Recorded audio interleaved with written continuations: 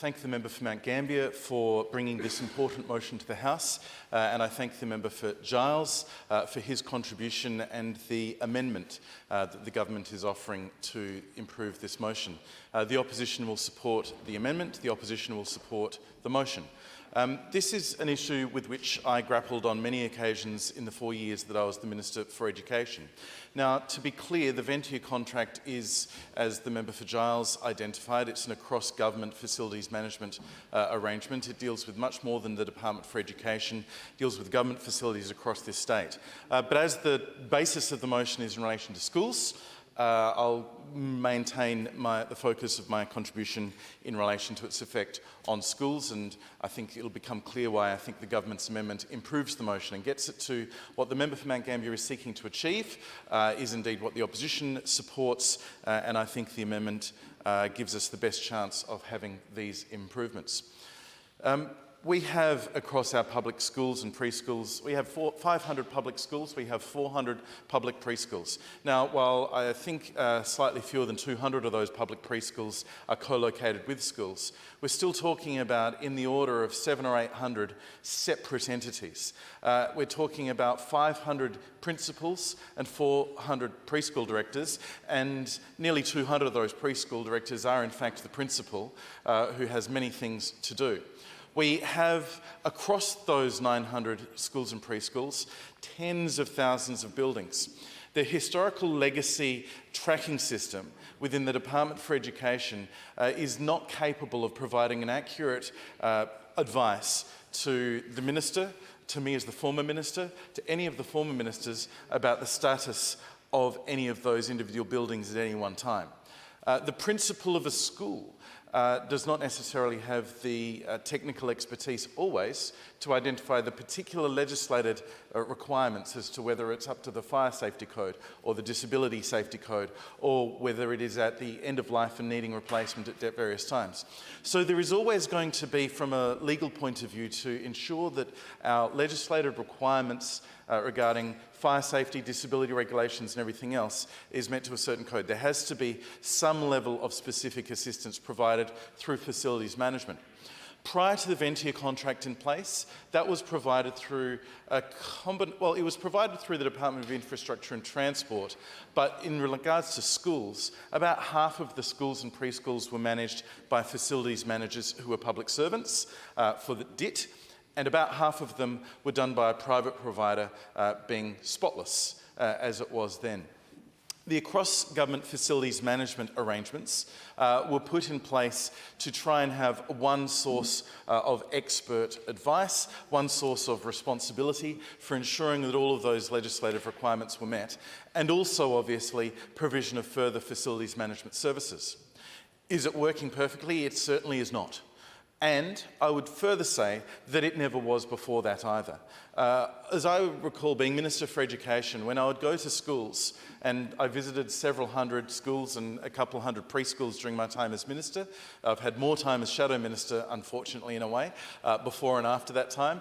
So let's assume that I've visited probably half of South Australia's schools and preschools, if not more. Hundreds of conversations, and every one of them, I tend to ask, how's your facilities management going? Often it'll be volunteered that this is an issue beforehand. Sometimes it is not. I ask. And the truth is that before the contract change and now, the number of people who say they're happy or the number of people who say that they would like a better service has been about the same proportion. Certainly during the transition there was a peak of challenge, and there always is. Now, how do we best resolve the situation? What are we trying to achieve? We want schools to get excellent facilities, have maintenance dealt with in the best possible way. And indeed, when APAs need to be put in to improve facilities, we want that to be timely and responsive to the school's need. The examples given by the member for Mount Gambier, a disability accessible toilet for a student with a disability coming to a school requires an APA. That would be above the $100,000 threshold identified by the member for Mount Gambier, but it doesn't undermine his point, which is that we need this to be done in a timely fashion. The students arriving at the beginning of this year, we need the toilet to be in place by the beginning of this year. Ultimately, we'll want these toilets everywhere, but certainly when we know a student is arriving. So The particular solution here wouldn't help that problem, but the underlying issue raised by the member for Mount Gambier would.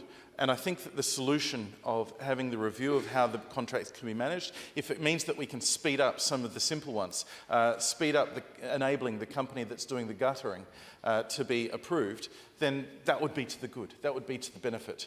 So therefore, certainly we accept the premise that we want to do better.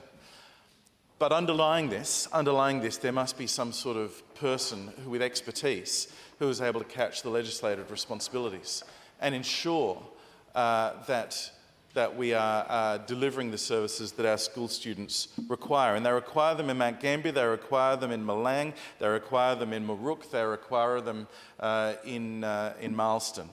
Wherever you are in the state, if we have regulations requiring that disability access or fire safety or the end of life of certain things that need to be replaced, we want a consistency in service to be provided.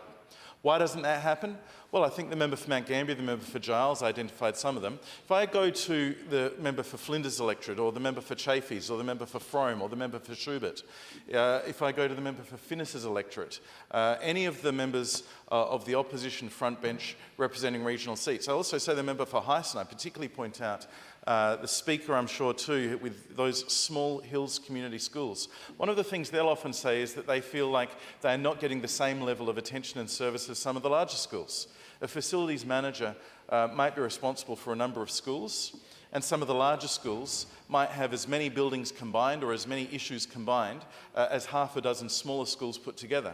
But the pressure on that principal in the smaller school is still significant, and they don't have the backup within their administrative team that the larger school might have as well to share some of that load. So I'm very, very empathetic to the issue that they raise. So any review that the Department of Infrastructure and Transport can do, prompted by this motion that feels like it might get the support of the whole House, can only go to supporting good outcomes for principals of small schools, principals of remote schools, principals of any school that doesn't feel like they're getting enough flexibility to meet their school's needs.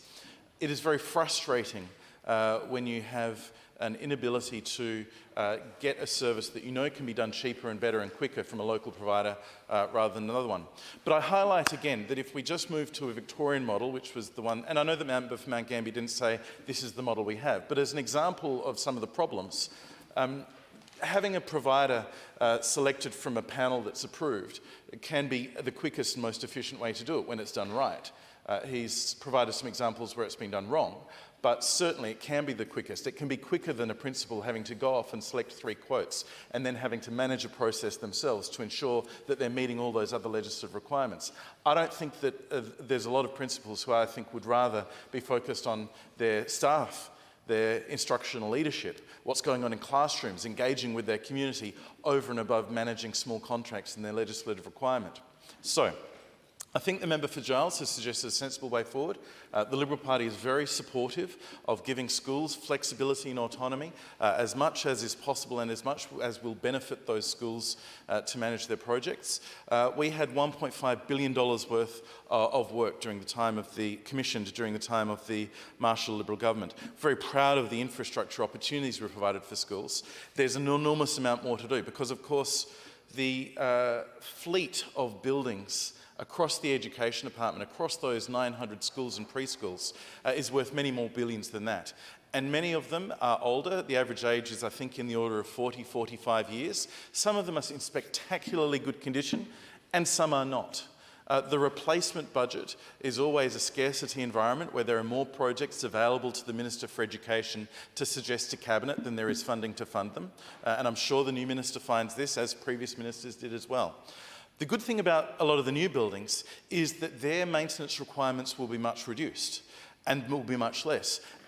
The new infrastructure at Riverbanks or at Aldinga is going to have, or at Rostrevor, is going to have some of the older buildings' challenges reduced, which make things easier. But there's a long way to go, and principals are seeking to deal with this as local schools and local communities are seeking to get the best outcomes for their students. I commend the motion and particularly the amendment to the House, and the Liberal Party will continue to stand up for small schools, for remote schools, for regional communities, and for all schools that want to get better maintenance opportunities for their schools and better infrastructure for their schools.